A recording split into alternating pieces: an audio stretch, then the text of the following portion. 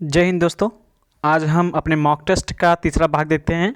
ठीक है, पहला क्वेश्चन है सुहाग के नूपुर के रचयिता हैं।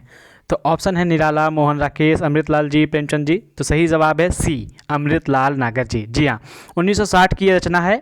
ठीक है, 1960 की है। और इसकी दूसरी रचना मानेंगे तो मानस का हंस बहुत ही प्रसिद्ध है 1972 में, जो तुलसीदास पर आधारित है। और एक जो मशहूर रचना है इनकी, अमृत और विष, 1967 में, और इसी के लिए साहित्य अकादमी पुरस्कार भी दिया गया था इनको।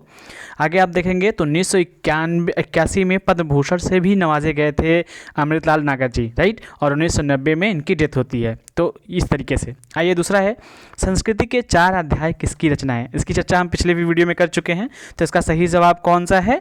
हाँ, ए, रामधारी सिंह दिनकर जी। जी हाँ, 1956 में साहित्य अकादमी ने इसे छापा ही थी था, और छापा ही नहीं, इसको पुरस्कृत भी किया था। ठीक है, जो 4 भागों में बटी है, संस्कृत के अध्याय के नाम ही ये 4 भागों में है। तो रामधारी दिनकर जी ने दिखाया है कि कैसे संस्कृति अपनी 4 अलग अलग तरीकों में है।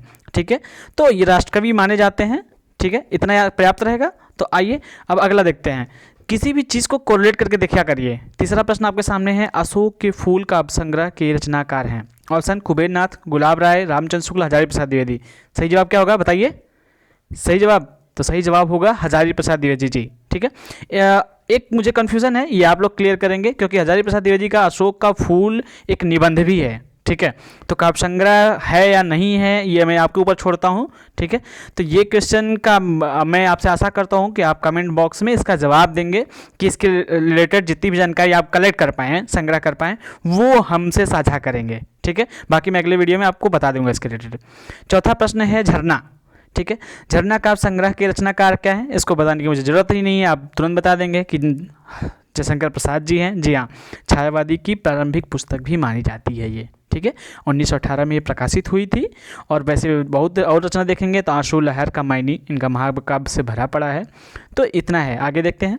भारत भारती काव्य के रचनाकार हैं। भारत भारती काव्य के रचनाकार, अब ऑप्शन देखेंगे, गोपाल शरण, नरेश मेहता जी, मैथिली शरण जी, धर्मवीर भारती जी। तो सही जवाब आपका क्या होगा? मैथिली शरण गुप्त जी। जी हाँ, सी, ऑप्शन नंबर सी ही है। अब गुप्त जी 1912 और 13 में इसको लिखा गया था। इसमें स्वदेश प्रेम और तात्कालिक स्थिति का बहुत अच्छे से वर्णन है कि भारत की क्या स्थिति है। इसके 50 से ज़्यादा संस्करण भी आ चुके हैं, ये आप बताते हैं। एक बात और, कि उत्तर प्रदेश हिंदी संस्थान ने इसको पुरस्कृत भी किया है, यानी कि भारत भारती को। ठीक है, याद रहेगा। चलिए आगे हम आते हैं। तो कोरिलेट करके याद करिएगा, हर बार बता रहा हूँ। दोहा कोश के रचयिता कौन है? तुरंत आप जान जाइएगा, सहरपा जी। जी हाँ, सहरपा जी इसमें रागी नगरी के भागलपुर प्रदेश में होने का वर्णन करते हैं। ये 8वीं सदी के कवि माने जाते हैं सहरपा जी, और हिंदी के प्रथम कवि भी माने जाते हैं। ठीक है, और अगर वैसे देखें तो बौद्ध धर्म के वज्रयायन और सहस्त्रयान शाखा का प्रवर्तक भी इन्होंने ही किया था। ठीक है, सहस्त्रयान और वज्रयान दोनों का। ठीक है, आगे है कि प्रेम सागर के रचनाकार, ये मैं बता भी चुका हूँ कि लल्लू लाल जी हैं, ऑप्शन नंबर सी। तो लल्लू लाल जी के, ये उस टाइम की बात है जब फोर्ट वीडियो कॉलेज की स्थापना हुई थी, जब हिंदी का प्रचार किया जा रहा था, जिसमें लल्लू लाल, ईशान खां, सदल मिश्र और सदा सुल्कलाल जी थे, राइट। ये बात मैंने पिछले वाले में बताया था, पिछली वीडियो में। तो मुझे नहीं लगता कि बहुत डिस्क्राइब करने की ज़रूरत है, खड़ी बोली के जहाँ से विस्तार हो रहा था, प्रचार हो रहा था। तो आइए हम अगला देखते हैं। पंच परमेश्वर कहानी के लेखक हैं। पंचमेश्वर आपने पढ़ी है, तो सही जवाब तुरंत आप टिक करेंगे, बी, प्रेमचंद जी। जी हाँ, जिसमें जुम्मन शेख और अलगू चौधरी की कहानी है। हाँ, अगला है तोड़ती पत्थर, कविता के कवि हैं। इन्हीं के तोड़ती पत्थर के नाम पे तो इलाहाबाद आज तक जिंदा है, भले इसका नाम प्रयागराज हो गया हो, लेकिन आज भी जिंदा है। तो किसने लिखा था? सूर्यकांत त्रिपाठी निराला जी। जी हाँ, बिना सोचे समझे आप बता देंगे कि इसमें मजदूर वर्ग की दशा का वर्णन इन्होंने बड़े अच्छे से किया है। एक और कविता है, आपको याद है ना, कि वह जाता पेट पीट हो गए हैं, एक चल रहा लकुटिया टेक। तो यही उसको दिखा भी पाते हैं बड़े अच्छे से। ठीक है, आइए अगला देखते हैं।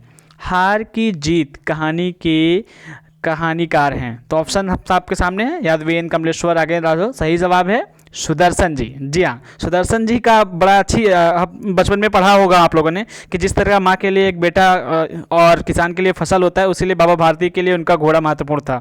1920 में सरस्वती में ये छपी थी। ठीक है, याद रखेंगे ना। जी हाँ, प्रेमचंद के समकालीन ये हैं। हाँ, प्रेमचंद के समकालीन हैं, 1920 में सरस्वती पत्रिका में छपी थी। अगला है 11 नंबर, रानी केतकी की कहानी की रचयिता क्या है? मुझे लगता है ये भी आपके दिमाग में ही आ गया होगा तुरंत क्लिक करते हुए, क्योंकि इसे सबसे पहली कहानी मानी जाती है। जी हाँ, ईसा अल्लाह खां जी, ऑप्शन नंबर डी। तो डी ईसा अल्लाह खां जी ने हिंदी को प्रथम गद्य भी रचना मानी जाती है इसको।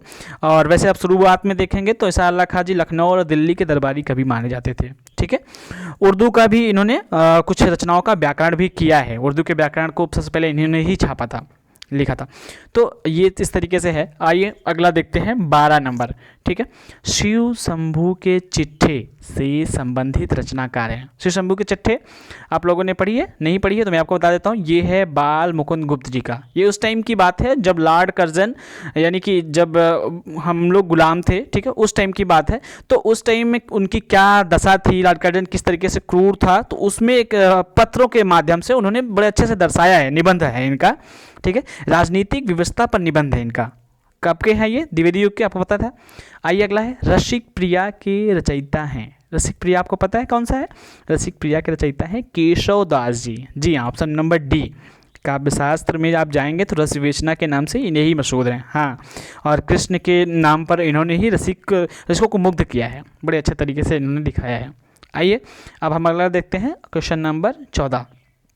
चीज़ों को कोरिलेट करके पढ़ेंगे तो वो आपको याद रहेगा। ऐसे केवल आंसर जान लेना वो दूसरी बात है, लेकिन उसको लंबे समय तक याद रखना वो दूसरी बात है। आइए, कुटज के रचयिता हैं। कुटज, शांतिप्रिय द्विवेदी, हजारी प्रसाद, कुबेरनाथ, विद्यानिवास मित्र।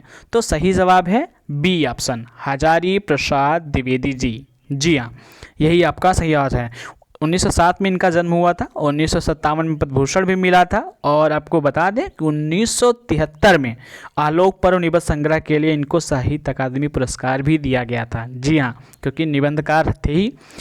अब अगला है, आंसू काव्य के रचनाकार हैं। पहले भी बता चुका हूँ इसी वीडियो में जब हम बात कर रहे थे प्रसाद जी का, तो हाँ, प्रसाद जी ही सही जवाब है, ऑप्शन नंबर सी। तो इसमें कुछ बताने की जरूरत ही नहीं है। आइए हम अगला देखते हैं, क्योंकि प्रसाद जी ऐसे हैं कि बहुत बड़े नाटककार हैं, बहुत बड़े कहानीकार हैं। अगला है, अब आप पद्य देखिए, चंदन विष व्यापत नहीं, लिपटे रहत भुजंग। अब ये आपको याद हो जाना चाहिए, क्योंकि ये सारी चीज़ें आप अगर इंटरमीडिएट तक पढ़ी है तो बड़े अच्छे से हम लोगों को दिखाएगा। पहली लाइन में याद कराता हूँ, जो रहीम उत्तम प्रकृति का करी सकत कुसंग।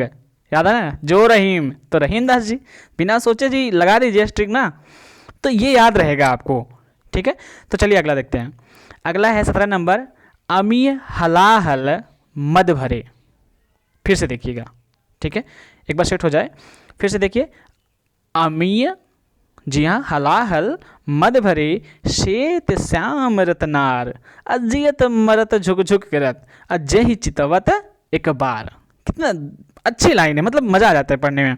तो ये है सही जवाब, इसका है रसलीन जी का। जी हाँ, रसलीन जी रस से भरा लिखे ही है। 1794 में अंग दर्पण है, ठीक है, उसी काव्य ग्रंथ से लिया गया है ये। और 1798 में रस प्रबोध की रचना भी इन्होंने की थी, जिसमें 1155 दोहे हैं। कितना? 1155 रस प्रबोध में। कब आई थी? 1798 में, लेकिन ये रचना आई है 1794 में अंग दर्पण काव्य संग्रह में। याद रहेगा। आइए, 18 भी है आपका काव्य संग्रह का पद, जब जब होय धर्म की हानि। कब? जब जब होय धर्म की हानि, बाढ़े असुर अभिमानी। याद आ रहा है कहाँ का है? जी हाँ, ये है रामचरितमानस के उत्तरकांड से। अब रामचरितमानस का नाम आ गया तो कौन है? B option, Tulsidas ji, no doubt. जी हाँ, कि उसी से लिया ही गया है, जब जब होय धर्म की हानि। ठीक है, अब अगला है कि परहित सरिस धर्म नहीं भाई, पर पीड़ा सम नहीं अधमाई। ठीक है, तो इसका सही जवाब कौन है? इसका सही जवाब है तुलसीदास ही जी, यानी कि परोपकार से बड़ा कोई दूसरा धर्म नहीं, परहित सरिस धर्म नहीं भाई, और अधर्म से बड़ा कोई दुख नहीं है। दुख आपने पहुंचा दिया किसी को, सबसे बड़ा धर्म है वही। ठीक है, तो इसका सही जवाब है आपके तुलसीदास जी। ठीक है, हाँ, तुलसीदास जी बिना सोचे समझे आप लगाएंगे और ये सही जवाब है। आपका अर्थ भी आपको पता होना चाहिए ना। आइए अगला सवाल देखते हैं। रक्त है, क्या है? रक्त है, या है नसों में क्षुद्र पानी, जांच कर तू शीश दे देकर जवानी। मतलब ऊर्जा से भरी हुई लग रही है ना जवानी, यहाँ आ गई। तो ये सही जवाब है इसका। ऑप्शन आपके सामने हैं चारों, तो इसका ए यानी कि माखन लाल चतुर्वेदी जी लिखते हैं। किसमें? जवानी कविता संग्रह से लिया गया, जवानी शीर्षक से। और इसका है स्टार्ट में ऐसे बनता है कि प्राण अंतर के लिए पागल जवानी। जी हाँ, तो जब तक जवानी है तब तक पढ़ते रहिए, तब तक अपना क्रिएटिविटी करते रहिए, और बाकी बात का कुछ नहीं पता। अपना ख्याल रखिए, सुरक्षित रहिए, स्वस्थ रहिए, मास्क लगाइए, हाथ का सैनिटाइजर करते रहिए, और बस एक ही आग्रह कि बस पढ़ते रहिए। ओके, धन्यवाद, शुक्रिया।